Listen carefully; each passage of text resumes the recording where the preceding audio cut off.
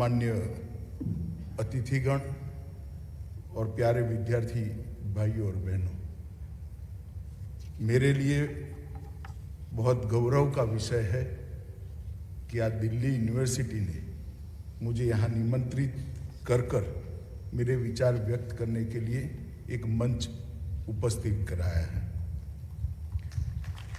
जब प्रोफेसर साहब निमंत्रण देने के लिए आए थे तब मैं दुविधा में था एक आध मिनट के लिए कि मैं जाऊं या न जाऊं, मगर मैंने बाद में निर्णय किया कि मुझे जाना भी है और सबके साथ बात भी करनी चाहिए, क्योंकि परिवर्तन का जो विचार होता है, परिवर्तन के लिए जो नीति होती है और परिवर्तन की जो कल्पना होती है, इसका वाहक विश्वविद्यालय ही हो सकता है, इसका वाहक विद्यार्थी ही हो सकता है। जब भी युग परिवर्तित होता है, कालखंड कोई भी हो, समय कोई भी हो, तो वो परिवर्तन का वाहक हमेशा विश्वविद्यालय ही बना है। हमारे देश के अंदर कई सारे ऐसे उदाहरण हैं कि ढेर सारे अलग अलग प्रकार के वैचारिक आंदोलन के, सामाजिक आंदोलन के, स्वतंत्रता के आंदोलन के और अब विचार के परिवर्तन के आंदोलन के भी वाहक विश्वविद्यालय ही बन सकते हैं। इसीलिए मैं आज यहां पर आकर आपके साथ बात कर रहा हूं। मित्रों, किसी भी संस्था का 100 साल होना, 100 साल तक संस्था दिन प्रतिदिन गौरव में बढ़ोतरी करने के साथ चलना और 100 साल के बाद भी अपनी रिलेवेंसी को बनाए रखना, ये अपने आप में बहुत बड़ी उपलब्धि होती है। और विशेषकर जब संस्था यूनिवर्सिटी हो तब तो बहुत कठिनाई के साथ इस मकाम पर पहुंचा जा सकता है। दिल्ली यूनिवर्सिटी की स्थापना हुई तब शायद देश में 100 यूनिवर्सिटी भी नहीं होगी, और आज देश में इतनी सारी यूनिवर्सिटी के बीच में भी दिल्ली यूनिवर्सिटी ने न केवल अपनी प्रासंगिकता बनाए रखी है, अपने लीडरशिप के गुण को भी बनाकर संजो कर रखा है। इसलिए स्थापना से लेकर उसके स्थापक कुलपति हरि सिंह गौर जी से लेकर योगेश सिंह जी तक सभी दिल्ली यूनिवर्सिटी की टीम को मैं बहुत बहुत साधुवाद और बधाई देना चाहता हूं और शुभकामनाएं भी देना चाहता हूं कि इस देश के अंदर 2014 से जो परिवर्तन का एक युग शुरू हुआ है, इस देश में 2014 से जो एक परिवर्तन की शुरुआत हुई है, इस देश में 2014 से इस देश के देखने के नजरिए को बदलने की जो शुरुआत हुई है, इसकी वाहक भी ये दिल्ली यूनिवर्सिटी बने, इसके लिए भी मैं इन लोगों को बहुत बहुत शुभकामनाएं देता हूं। 1922 में अंग्रेजों ने राजधानी बदलकर दिल्ली यूनिवर्सिटी की स्थापना की। यहां पर ढेर सारे ऐतिहासिक प्रसंगों का ये दिल्ली यूनिवर्सिटी साक्षी रहा है। श्री हरि सिंह गौर जी पहली हमारी संविधान सभा के सदस्य रहे। सीडी देशमुख और VKRV राव भारत के मंत्री भी बने। यहाँ पर लाला हरदयाल भी पढ़े। लाला हरदयाल ने गदर पार्टी की स्थापना की। देश की आजादी में एक विचार को युवाओं में एक प्राण फूंकने का काम किया। बटुकेश्वर दत्त और भगत सिंह को भी यही कुछ समय के लिए अस्थायी रूप से रखा गया। गांधी इरविन पैक्ट भी यही यूनिवर्सिटी के कैंपस में हुआ। चंद्रशेखर आजाद भी यही यूनिवर्सिटी में रहे और 75 में जो देश के लोकतंत्र के बचाने का जो आंदोलन हुआ, उसमें भी दिल्ली यूनिवर्सिटी का बहुत बड़ा योगदान रहा। अनेक प्रकार के देश के आंदोलनों का साक्षी, देश के आंदोलनों को परिणाम तक पहुंचाने का माध्यम ये दिल्ली यूनिवर्सिटी रहा है। और मैं मानता हूं कि दिल्ली यूनिवर्सिटी अपना ये काम, अपनी ये परंपरा को और गौरव के साथ आने वाले कई वर्षों तक बनाए रखेगी। आज ये 3 दिवसीय अंतर्राष्ट्रीय संगोष्ठी की प्रारंभ हो रहा है। इसका जो विचार रखा है, मतलब इसकी जो थीम रखी है, वो कई लोगों को ना समझ में आएगी, ना कई लोग इसका महत्व जान पाएंगे। स्वराज से न्यू इंडिया तक भारत के विचारों का पुनरावलोकन। मित्रों, एक बहुत महत्वपूर्ण विषय है और एक बहुत महत्वपूर्ण विषय में दिल्ली यूनिवर्सिटी के 100 साल हो रहे हैं और आजादी का अमृत महोत्सव बना रहे हैं। एक मणिकंचन योग है और ये विधि ने ही तय किया होगा कि जिस वर्ष दिल्ली यूनिवर्सिटी के 100 साल होंगे उसी वर्ष आजादी का अमृत महोत्सव भी होगा। और एक प्रकार से इस वर्ष से ही प्रधानमंत्री मोदी जी ने जो कहा है कि आजादी के अमृत काल की शुरुआत होगी। आजादी के 75 साल हमारे लिए बहुत गौरवप्रद है। भारत ने अनेक क्षेत्रों के अंदर चकाचौंध करने वाली उपलब्धियों को प्राप्त किया है, विश्व के अंदर अपना स्थान जमाया है। हमारी लोकतंत्र की जड़ों को पाताल तक गहरी ले जाने में हम सफल हुए। अनेक क्षेत्रों के अंदर जिस पर हम गर्व ले सके, इस प्रकार की उपलब्धियां हासिल की है। मगर 75 से 100 साल की यात्रा, अमृत काल की ये यात्रा, ये हमारे लिए बहुत महत्वपूर्ण है। मोदी जी ने 25 साल को संकल्प सिद्धि के 25 साल के रूप में वर्णित किया है और हर क्षेत्र के अंदर भारत को सर्वोच्च बनाने का संकल्प अभी हम लेंगे। इस संकल्प का वर्ष है और संकल्प सिद्धि का समय है। आज से लेकर 25 साल तक 2047 तक इस संकल्प सिद्धि की यात्रा है और ये अमृत काल के समय में ही दिल्ली यूनिवर्सिटी आज इस संगोष्ठी का शुभारंभ कर रही है और मैं आज इस संगोष्ठी की शुरुआत करने के लिए आज आया हूँ। यहाँ अनेक प्रकार के विषयों की स्वराज चर्चा होगी। स्वराज, वंदे मातरम, स्वदेशी, सत्य, अहिंसा, अंत्योदय, राष्ट्रवाद, समाजवाद, लोकतंत्र, हिंदुत्व, एकात्म मानववाद, पंथ निरपेक्षता, सबका साथ सबका विकास, अनेक विविध विषयों पर यहां पर विशद चर्चा होने वाली है। मगर मैं सबसे पहले इसके टाइटल पर जानना चाहता हूं। इस संगोष्ठी का जो आज का विषय है, स्वराज से न्यू इंडिया तक भारत के विचारों का पुनरावलोकन। मित्रों, स्वराज शब्द को आजाद होने के बाद बहुत अलग तरीके से इसकी व्याख्या की गई और इसको व्याख्याहित करने वाले जो लोग थे उनके मन में ढंग से तय था कि क्यों इसकी व्याख्या इतनी सीमित करनी चाहिए। स्वराज की व्याख्या सिर्फ शासन व्यवस्था तक सीमित कर दी गई। स्वराज की व्याख्या शासन व्यवस्था तक सीमित नहीं होती। पहले अंग्रेज राज करते थे और एक multi party democratic parliamentary system के तहत आज हमारे लोग, हमारे चुने हुए प्रतिनिधि राज कर रहे हैं। तो स्वराज मिल गया, ये मानना मैं नहीं मानता ये पर्याप्त है। हमारी स्वराज की कल्पना कभी ये नहीं थी। हमारी स्वराज की कल्पना में स्व शब्द का बहुत महत्व है। राज का मतलब व्यवस्था लाने वाला, राज का मतलब शासन नहीं है। स्व का बहुत मतलब है। स्वराज की व्याख्या करने वालों ने आजादी के बाद स्व को बहुत डाइल्यूट कर दिया और शासन को बहुत बड़ा कर दिया। इसी के कारण आज 75 साल के बाद हम पीछे मुड़कर देखते हैं तो हमें लगता है कि हमें फिर से एक बार इस पर पुनः विचार करने की जरूरत। स्वराज की व्याख्या में ही स्वदेशी अपने आप आता है। स्वराज की व्याख्या में ही स्वभाषा अपने आप आता है। स्वराज की व्याख्या में भी स्वधर्म अपने आप आता है। स्वराज की व्याख्या में ही हमारी संस्कृति अपने आप आता है और स्वराज की व्याख्या में ही देश का सर्वोच्च विचार सबसे पहले वो अपने आप आता है। ये सारे व्याख्याओं को सीमित कर स्वराज की व्याख्या को शासन व्यवस्था तक सीमित करने का काम कुछ लोगों ने किया और हम उस रास्ते पर चल पड़े। और स्वराज की संपूर्ण कल्पना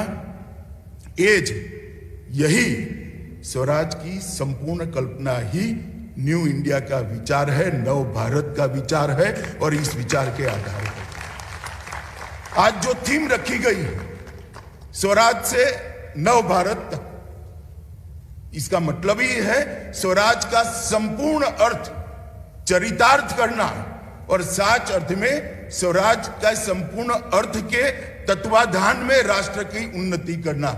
इस दिशा में देश को ले जाने का आज संगोष्ठी है। मैं मानता हूं कि एक समृद्ध, सशक्त, संस्कृत, शिक्षित, सुरक्षित और सामर्थ्यवान भारत की रचना का तभी विचार हो सकता है जब स्वराज के सारे अर्थ हम समाहित करें और उसको प्राप्त करने के उद्देश्य के साथ एक रास्ते पर चल पड़े। भारत की जो कल्पना करते, मैं कई लोगों को सुना, मैं किसी के साथ कभी मतभेद नहीं करता, मगर मैं अपने विचारों को दृढ़ता के साथ रखता भी हूं और मैं मानता हूं कि मेरा अधिकार है। मैं किसी के साथ कभी डिस्प्यूट नहीं करता। कुछ लोग आइडिया ऑफ इंडिया की बात करते हैं, मुझे कई बार लगता है कि उनको भारत के विचार की चर्चा करने से पहले भारत का अर्थ भी मालूम है क्या। आइडिया ऑफ इंडिया की जो लोग बात करते हैं वो जैसे ऐसी फिलॉसफी लेकर आते हैं कि जो बहुत नया विचार है, बहुत प्रासंगिक विचार है और हम विश्व को कुछ बड़ा दे देंगे। मैं आज बहुत स्पष्टता के साथ यहाँ विद्यार्थी बैठे हैं, उनको कहना चाहता हूं, यहाँ मंच पर पॉलिटिकल साइंस के प्रोफेसर भी बैठे हैं। भारत को अगर हम जियो पॉलिटिकल कंट्री के रूप में देखेंगे तो हम कभी भी भारत को समझ नहीं पाएंगे। भारत कोई संधि से बना हुआ राष्ट्र नहीं है, भारत कोई रेजोल्यूशन से बना हुआ राष्ट्र नहीं है, भारत कोई युद्ध के परिणाम से निर्मित हुआ राज्य नहीं है। भारत एक जियो कल्चर कंट्री है, भू सांस्कृतिक देश है और जब तक इस बात को हम नहीं समझेंगे हम भारत की कल्पना को समझेंगे। सदियों तक, हजारों सालों से हमारी चिर पुरातन एक सांस्कृतिक नदी का प्रवाह बह रहा है और इस सांस्कृतिक नदी के प्रवाह ने जिन जिन लोगों को अपनी आगोश में लिया वो भारत है। और भारत को आज इसी दृष्टि से समझ, मैंने तो मेरी पार्टी का अध्यक्ष था, पूरे देश का सभी जिलों का भ्रमण किया है। मैं मणिपुर में जाता था तो वहां भी कृष्ण मिलते थे, भारतनाट्यम देखता था तो वहां पर भी कृष्ण मिलते थे, द्वारिका जाता था तो हमारे गुजरात के रास गरबा में कृष्ण मिलते थे और वृंदावन जाता था तो भी कृष्ण मिलते थे। तो ये संस्कृति ही हमें जोड़ती है। गंगा भी देश के किसी भी कोने में चले जाओ आपको गंगा मिलेगी ही मिलेगी। ये बातें भारत को जोड़ती है, भारत को एक रखती है और ये विचार को जब तक हम नहीं अपनाएंगे नए भारत की कल्पना हम नहीं कर पाएंगे। हम विश्व में जो कुछ भी अच्छा है सब स्वीकारने के आदी रहे हैं। विश्व में जो कुछ भी अच्छा है उसको स्वीकार करना भारत का मूलभूत स्वभाव है। दुनिया विज्ञान में जो आगे बढ़ी, हम अगर पीछे हैं तो हम इसको स्वीकारते हैं। नई व्यवस्थाओं में आगे बढ़ी, अगर हम पीछे हैं तो इसको हम स्वीकारते हैं। परंतु इसका मतलब ये नहीं कि हमारा जो पुराना था, जो पूरी दुनिया का मार्गदर्शन करने वाला था, वो आज कालबाह्य हो गया है, वो प्रासंगिक नहीं रहा है। मैं स्पष्टता के साथ आज आपके सामने करना चाहता हूं, भारत ने कभी छोटा नहीं सोचा। विश्व बंधुत्व की बात आज हमें जो समझाते हैं, हजारों साल के पहले हमने वसुधैव कुटुंबकम को, पूरी वसुधा को एक कुटुंब मानकर आगे मानकर हम चलने वाले लोग हैं। हमने हमारे मंत्रों में अंतरिक्ष से लेकर अबोल पशु से लेकर वनस्पति तक की शांति के लिए प्रार्थना करी। ये जो पर्यावरण हमें समझाते, मैं उनको समझाना चाहता हूं। आइडिया ऑफ इंडिया आप अलग प्रकार से सोचिए। आइडिया ऑफ इंडिया सत्यमेव जयते से है। आइडिया ऑफ इंडिया अहिंसा परमो धर्म से है। आज ये आइडिया ऑफ इंडिया सर्वपंथ समभाव में रहा है। आइडिया ऑफ इंडिया वसुधैव कुटुंबकम में है। आइडिया ऑफ इंडिया दरिद्र नारायण की सेवा में है। आइडिया ऑफ इंडिया नारी तू नारायणी में है। आइडिया ऑफ इंडिया एकम सद विप्रा बहुधा वदंती सत्य में है। आइडिया ऑफ इंडिया वैष्णव वजन में पड़ा है। अगर वैष्णव जन आप समझते हैं तो भारत को समझने में कोई दिक्कत नहीं लगेगी। मित्रों, ये 2014 से 2022 के तक की यात्रा जो नरेंद्र मोदी जी के नेतृत्व में हुई, वहां इस 8 साल के अंदर सामाजिक रूप से, शैक्षणिक रूप से, आर्थिक रूप से और संस्कृति को पुनः गौरवान्वित करने की दृष्टि से भारत के अंदर सभी प्रकार का बहुत काम हुआ है। और भारत के अंदर सम विकास की एक कल्पना को चरितार्थ करने का काम हुआ है। ढेर सारी उपलब्धियां होंगी और वो उपलब्धियों के अंदर भारत के 80 करोड़ लोग एक विचारधारा के तहत देश चला। 80 करोड़ लोग अपने आप को देश की व्यवस्था का हिस्सा ही नहीं मानते थे। अंत्योदय की विचारधारा के आधार पर, एकात्म मानववाद की विचारधारा के आधार पर, गरीब कल्याण की विचारधारा के आधार पर जब भारत चलने लगा, आज देश के 80 करोड़ लोग अपने आप को भारत की व्यवस्था का हिस्सा मानने लगे हैं। उज्ज्वला योजना के तहत 9 करोड़ लोगों को एलपीजी कनेक्शन मिले, हर घर में शौचालय गया, हर व्यक्ति को घर मिला, हर घर में पीने के पानी की व्यवस्था हुई, हर गरीब के स्वास्थ्य की 5 लाख तक का खर्चा आज भारत सरकार उठा रही है। पीएम किसान के माध्यम से ढेर सारे किसानों को ऋण ही न लेना पड़े, इस प्रकार की व्यवस्था करी। हर घर में बैंक अकाउंट पहुंचाने का काम किया, बिचौलिए निकालकर हर एक को अपना फायदा डीबीटी के माध्यम से लगभग 19 लाख करोड़ रुपया डीबीटी के माध्यम से पहुंचा। और ये सब करते करते करते जब कोरोना आया तब पूरा विश्व भी आश्चर्यचकित रहकर आज हमारी व्यवस्था पर मीमांसा करने के लिए बाध्य हो गया है, हमारी व्यवस्था पर चर्चा करने के लिए बाध्य हो गया है कि भारत जैसे देश में 190 करोड़ टीके लग गए और कहीं पर कोई अव्यवस्था नहीं। 45 सेकंड के बाद टीका लगाने वाले के पास इसका सर्टिफिकेट मिल जाता है। दुनिया के विकसित देश भी ये व्यवस्था नहीं कर पाए हैं और इसी का कारण है कि कोरोना के बाद भी आज हम दुनिया की स्पर्धा में सबसे आगे दिखाई पड़ते हैं। हमारी स्वास्थ्य सेवाओं को भी हमने सुधारा, सप्लाइड साइड को भी सुधारा और गरीब से गरीब व्यक्ति को 2 साल तक इसके घर में प्रति व्यक्ति प्रति माह 5 किलो खाने का अनाज पहुंचाकर कोरोना के समय में संवेदना के साथ इसकी जिंदा रहने की व्यवस्था की, इसके घर के चूल्हे को जलाने की व्यवस्था करी। और ये जो विचार है वो विचार ही आइडिया ऑफ इंडिया है। आर्थिक क्षेत्र के अंदर भी 21-22 में लगभग सभी बड़े देशों में सबसे ज्यादा अनुमानित वृद्धि हमारी 8.9% है। 2022 में 400 अरब डॉलर का एक्सपोर्ट हम पार कर चुके हैं। लगभग कृषि का निकास भी आजादी के बाद सबसे ज्यादा है। पीएलआई योजनाओं में 30 अरब डॉलर का इन्वेस्टमेंट और मैन्युफैक्चरिंग एक्टिविटी भारत में शुरू होने वाली है। राजस्व हमारा दोनों डायरेक्ट और इनडायरेक्ट टैक्स दोनों आजादी के बाद पीक पर है। जीएसटी 1.67 लाख करोड़ रुपया का आंकड़ा हमने हमारा ही रिकॉर्ड तोड़ा है।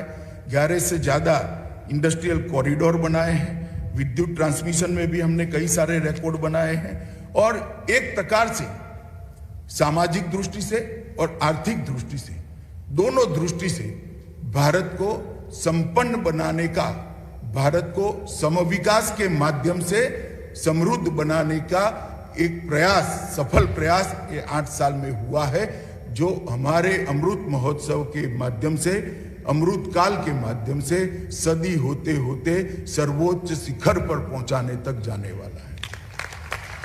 ये जो कल्पना है कि विकास समाज के एक वर्ग के लिए नहीं है, विकास सर्वस्पर्शीय, सर्वसमावेशक होगा।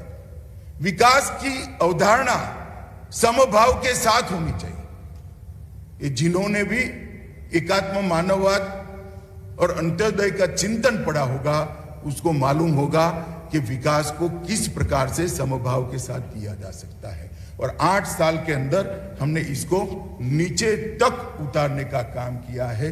जब नव भारत की हम बात करते हैं तो नव भारत किस रास्ते पर महासत्ता बनेगा, नव भारत किस रास्ते पर सामर्थ्यवान देशों की सूची में सबसे ऊपर होगा, वो रास्ता मोदी जी ने तय कर दिया है और वो रास्ते में 8 साल की हमारी यात्रा समाप्त भी होगी। सुरक्षित भारत का जहां तक सवाल है, मैं हमेशा कहता हूं कि प्रधानमंत्री नरेंद्र मोदी प्रधानमंत्री बनने के पहले भारत की कोई रक्षा नीति ही नहीं थी। हम विदेश नीति को ही रक्षा नीति मानते थे। अगर रक्षा नीति थी भी तो भी विदेश नीति की परछाई में वो दब कर रह गई थी। इस देश पर सालों से हमारे पड़ोसी देशों के द्वारा प्रचंड रूप से हमले होते थे, आतंकवादी भेजे जाते थे। उरी और पुलवामा में ये 8 साल में भी ये प्रयास हुआ। जब भारत ने सर्जिकल स्ट्राइक और एयर स्ट्राइक कर मुंह तोड़ जवाब घर में घुस कर दिया, तब समग्र विश्व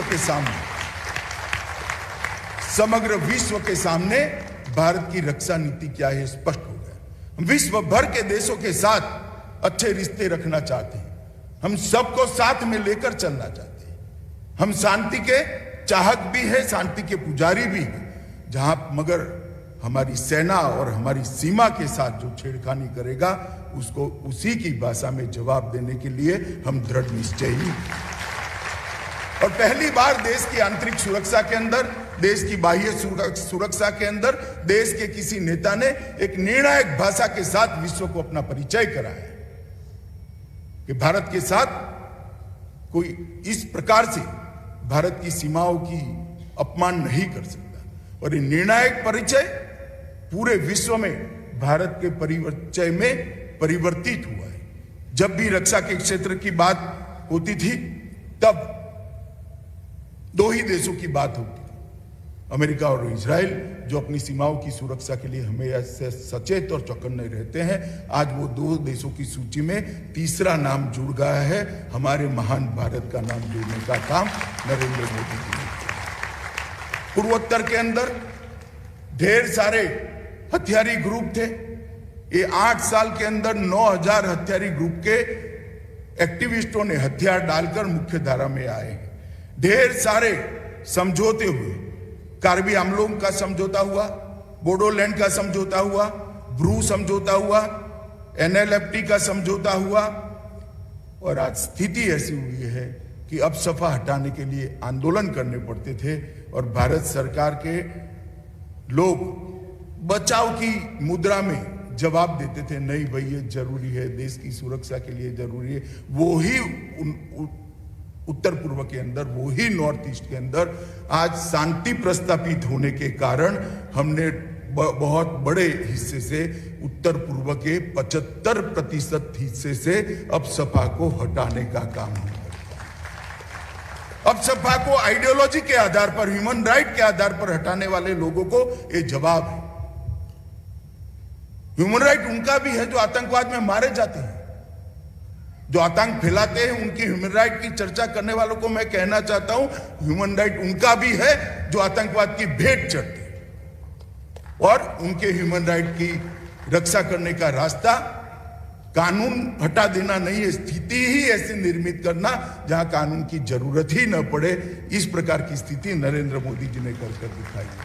धारा 370 और 35 से हटाना सालों से ओहो क्या हो जाएगा, कैसे होगा, कैसे कर सकते, क्या होगा। मोदी जी ने 5 अगस्त 2019 को चुटकी बजाते हुए इसको कर भी दिया। और जो लोग कहते थे कि खून की नदियां बहेगी, मैं गर्व के साथ उनको कहना चाहता हूं, मोदी जी की सरकार की नीतियों के कारण खून की नदियां छोड़ो, कंकर चलाने की भी किसी में हिम्मत नहीं। जब दृढ़ता के साथ निश्चित उद्देश्य मन में रखकर कोई शासन करता है तो परिवर्तन किस प्रकार से आता है, इसका उदाहरण। जब देश का हित सर्वोपरि रखकर कोई शासन करता है तो रास्ते की कितनी भी दिक्कतें हो, अपने आप रास्ता समान हो जाता है और गाड़ी पुरपाट चलने लगती है, कोई बाधा नहीं रहती है। इसका उदाहरण है। वामपंथी उग्रवाद के क्षेत्र में भी हमने ढेर सारे प्रयास किए हैं। विकास के मोर्चे पर भी प्रयास किए हैं और सुरक्षा के मोर्चे पर भी प्रयास किए हैं। आज देश में सबसे कम जिले, वामपंथी उग्रवाद की शुरुआत होने के बाद सबसे कम जिले आज यहां पर दिखाई पड़ते हैं। नए भारत की जो कल्पना है, इसमें सुरक्षित भारत भी है। मैंने पहले कहा, सामाजिक रूप से सम विकास होना चाहिए, समाज के हर वर्ग का विकास होना चाहिए, आर्थिक दृष्टि से समग्र विश्व के अंदर सर्वोच्च स्थान पर पहुंचने का हमारा पुरुषार्थ होना चाहिए, कौवत होना चाहिए हमारे पास। इस प्रकार की नीतियां होनी चाहिए, सुरक्षित भारत भी होना चाहिए, और ये सब बनाना है। तो धर्मेंद्र भाई यहां बैठे हैं, मोदी जी एक नई शिक्षा नीति लेकर आए हैं, 2020 की राष्ट्रीय शिक्षा नीति। मैं मानता हूं ये भविष्य के भारत का उज्जवल दस्तावेज है। 2020 की नई शिक्षा नीति के अंदर भारतीय मूल्यों में निहित शिक्षा प्रणाली की परिकल्पना को आज के समय के अनुरूप जमीन पर उतारने का प्रयास किया गया है। हर प्रकार के ज्ञान को एक प्लेटफॉर्म देने का इसके अंदर प्रयास है, रोजगारी को भी प्लेटफॉर्म देने का प्रयास है। बच्चा सिर्फ पढ़ लिखकर पाइपलाइन जैसे कोर्स में ग्रेजुएट होकर बाहर न निकले, बच्चे के अंदर जो क्षमताएं पड़ी हैं, वो क्षमताओं का संपूर्ण दोहन करने का उसको प्लेटफॉर्म देना पड़ेगा, मंच देना पड़ेगा। वो अपनी क्षमताओं का सबसे ज्यादा से ज्यादा उपयोग कर पाए, इस प्रकार से उसको तैयार करना चाहिए, इस प्रकार से उसको पढ़ाना चाहिए। और वो व्यवस्था नई शिक्षा नीति में, जो नई शिक्षा नीति को बारीकी से देखेंगे, उनको मालूम पड़ेगा कि देश के लिए 5-3-3-4 का जो नया मॉडल आया है, 10+2 का मॉडल की जगह वो मॉडल कितना उपयुक्त होने वाला है। और मैं मानता हूं कि इसमें सबसे बड़ी बात है कि पहले 5 साल मातृभाषा में पढ़ाई ये बच्चे के विकास के लिए निहायत जरूरी है। न केवल बच्चे के विकास के लिए, देश के विकास के लिए भी जरूरी है। क्योंकि हमारी संस्कृति, हमारा इतिहास, हमारा साहित्य, हमारा व्याकरण, वो उसकी मातृभाषा में पढ़ा है। अगर बच्चा उसी से कट जाता है तो वो अपने मूल से कट जाता है, और जो मूल से कट जाते हैं वो कभी बड़े नहीं होते। बड़े तो वो ही होते हैं जिनके मूल पाताल तक गहरे होते हैं, और वो तभी हो सकते हैं जब बच्चा अपनी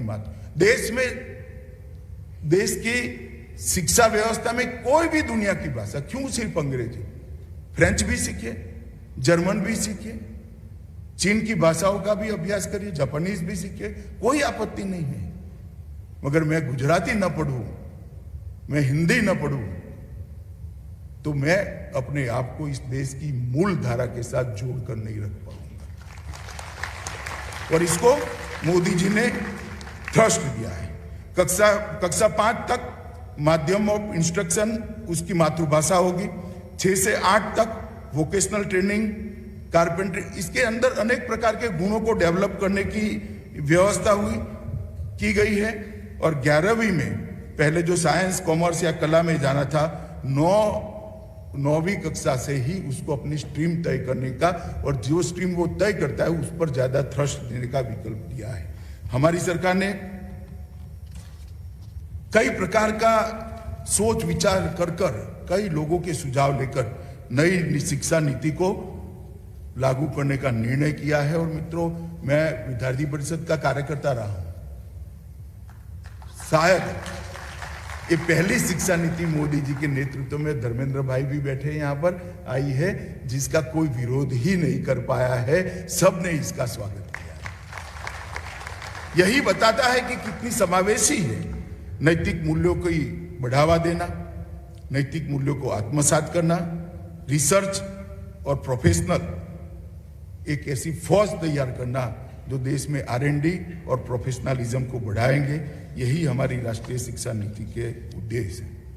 इस देश के युवाओं के लिए भी मोदी जी ने अपार संभावनाओं का एक मंच, अलग अलग मंच खड़े कर रखे हैं। मैंने जैसे कहा, नई शिक्षा नीति अनुसंधान और कौशल, रिसर्च और स्किल को बढ़ावा देगी। कैपेसिटी बिल्डिंग पर इस शिक्षा नीति में बहुत ध्यान दिया गया है, इस पर ज्यादा वजन दिया गया है।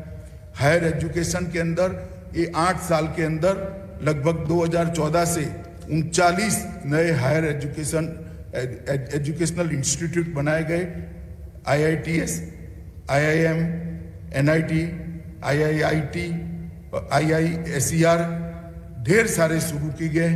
मेडिकल की कॉलेज में 55% की वृद्धि की है और MBBS की सीटों में लगभग 1.25 गुना वृद्धि और PG मेडिकल में 2 गुना वृद्धि करने का काम 8 साल के कम अंतराल में नरेंद्र मोदी जी ने। स्किल इंडिया मिशन के तहत स्किलिंग और रिस्किलिंग प्रधानमंत्री कौशल विकास योजना 3 का लॉन्च हो चुका है। लगभग 4 लाख युवाओं को हमने प्रशिक्षित किया है।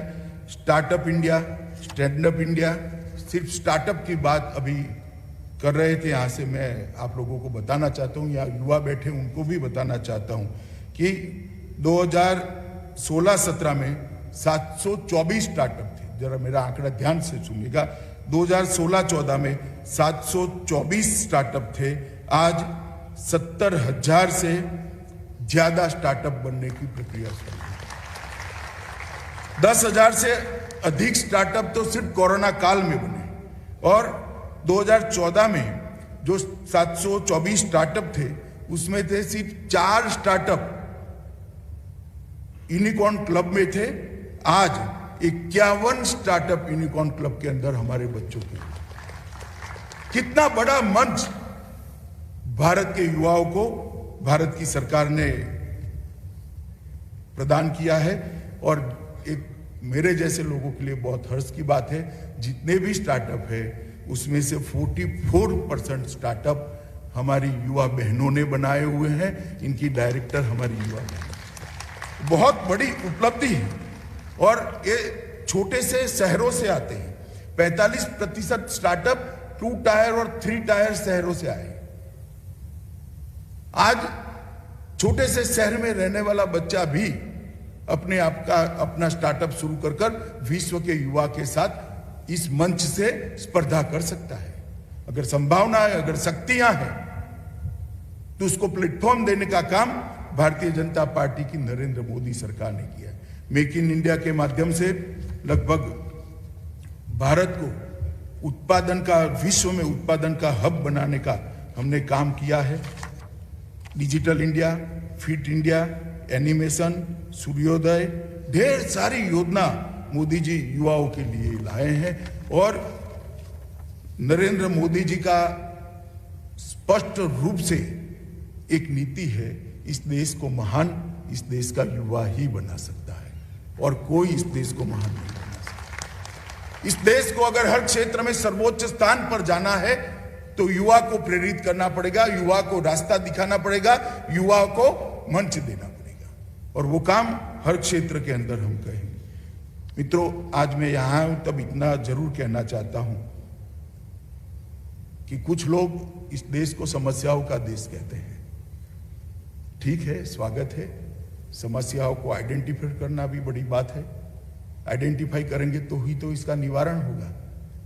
मगर मैं उनको कहना चाहता हूं, इस देश में 100 से अधिक समस्याएं हो सकती है, मगर इस देश में लाखों समस्या का समाधान भी इस देश की विचार में ही पड़ा हो सकता है। इस देश में सैकड़ों समस्या हो, मगर इस देश के मूल विचार के अंदर लाखों समस्या का समाधान करने की ताकत भी इस देश के अंदर पड़ी है और अगर हम उस रास्ते पे जाते हैं तो हमें कोई तकलीफ नहीं आनी चाहिए।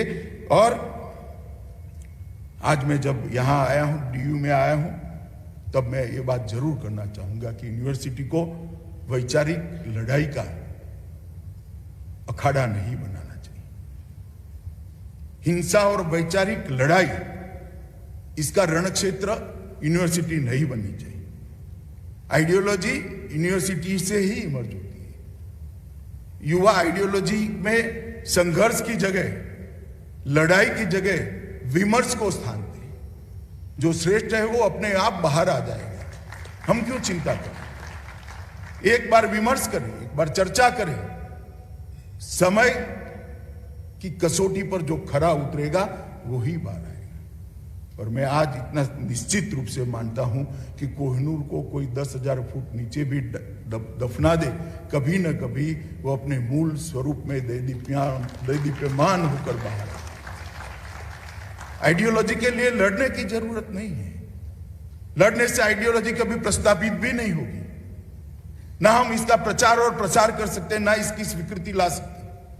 विचार और विमर्श से ही स्वीकृति आती है, विचार और विमर्श से ही आइडियोलॉजी आगे बढ़ती है, और विचार और विमर्श से ही आइडियोलॉजी युगों युगों तक चलती है। और ये हमारा रास्ता है। इस देश के अंदर नालंदा हो या तक्षशिला हो, तोड़ने वाले चले गए, उनको कोई याद नहीं करता। कहते हैं जब नालंदा का पुस्तकालय जलाया गया 6 महीने तक धुआं उठता था। ठीक है, इनको त्वरित संतोष मिल गया होगा, मगर जिस विचार को वो जलाना चाहते हैं वो आज भी अक्षुण्ण है और अपनी जगह पे गौरव के साथ। इसलिए आइडियोलॉजी के लिए वैचारिक लड़ाई की जगह यूनिवर्सिटीज नहीं बननी चाहिए, विचार विमर्श की जगह यूनिवर्सिटी बननी चाहिए। अपने सिद्धांतों को लिए विचार विमर्श के आधार पर ही आगे बढ़ाना चाहिए, और देश के निर्माण के लिए भी अपनी आइडियोलॉजी को स्वीकृति दिलाकर उस रास्ते पर आगे बढ़ना चाहिए। अगर आइडियोलॉजी संघर्ष का रास्ता बनती है तो वो आइडियोलॉजी ही नहीं है, और कम से कम इस देश की आइडियोलॉजी तो नहीं है। मित्रों, बहुत सारे युवा बैठे हैं। आज देश में एक नए प्रकार का विचार चल पड़ा है, अधिकारों की लड़ाई का। ठीक है, संविधान ने हमें हम सबको अधिकार दिए हैं, परंतु अधिकार के साथ साथ दायित्व का भी संविधान ने उल्लेख किया है, और कोई ऐसा अधिकार नहीं होता जो दायित्व निभाए बगैर हमने मांगना चाहिए। युवाओं को देश के प्रति युवाओं का जो दायित्व है, समाज के प्रति युवाओं का जो दायित्व है, गरीबों के प्रति युवाओं का जो दायित्व है, इसका भी सदैव विचार करना चाहिए। एक नया विचार इस देश में कुछ सालों से चल रहा है। अधिकारों की मांग को सबसे ज्यादा ताकतवर करना, इसके आधार पर असंतोष खड़ा करना, असंतोष को संगठित कर कर एक प्रकार की नई अव्यवस्था खड़ी करना। मैं युवाओं को कहता हूं, थोड़ा कम अधिकार मिलेगा तो कुछ नहीं जाएगा। अगर ज्यादा दायित्व का चिंता करेंगे तो किसी के अधिकार की अपने आप हम चिंता कर लेंगे। हम जब अपने दायित्व की चिंता करते हैं तो इसके साथ ही किसी के अधिकार की रक्षा करते हैं, और इन अधिकारों की मांग के आधार पर हिंसा फैलाना हमारी विचारधारा नहीं है, इस देश का विचार नहीं। ये देश हमेशा से अपने दायित्व के लिए भी सदैव जागरूक रहा है। जोश होना चाहिए, जुनून होना चाहिए, मगर उसका रास्ता भी सही होना चाहिए। अगर उसके रास्ते पर हम नहीं जाएंगे, सही रास्ते पर नहीं जाएंगे, तो हम देश का भला नहीं करेंगे। मित्रों, आज मैं यहां पर आया हूं तब ये संगोष्ठी की शुरुआत हो रही है 3 दिन की, और स्वराज से नव भारत तक की कल्पना और ये विचार का पुनरावलोकन, मुझे लगता है इसके लिए बहुत सही समय है। बहुत समय हमने गंवाया है, अब ज्यादा समय गंवाने की जरूरत नहीं है। इस पर विचार विमर्श होना चाहिए। अनेक प्रकार के लोगों ने विचार का मंथन करना चाहिए, और मंथन से जो अमृत निकलेगा वो मुझे भरोसा है कि अमृत काल के अंदर वो अमृत भारत को सर्वोच्च बनाने के लिए जरूर काम आएगा। और हम सब शायद वो भाग्यशाली लोगों के में से है जो 1200 साल से इस देश के लोग देखना चाहते थे कि देश ऐसा हो, वो कल्पना पूरी नहीं हो पाती थी। हम सब शायद ऐसे भाग्यशाली लोग हैं, अपने जीवन काल में ही महान भारत को देखने के लिए हम भाग्यशाली होंगे। मैं फिर से युवाओं को इस संघर्ष का रास्ता छोड़कर, अधिकारों की मांग के लिए संघर्ष का रास्ता छोड़कर दायित्व के रास्ते पर जाने के लिए अपील कर कर मेरी बात को समाप्त करता हूं। वंदे मातरम।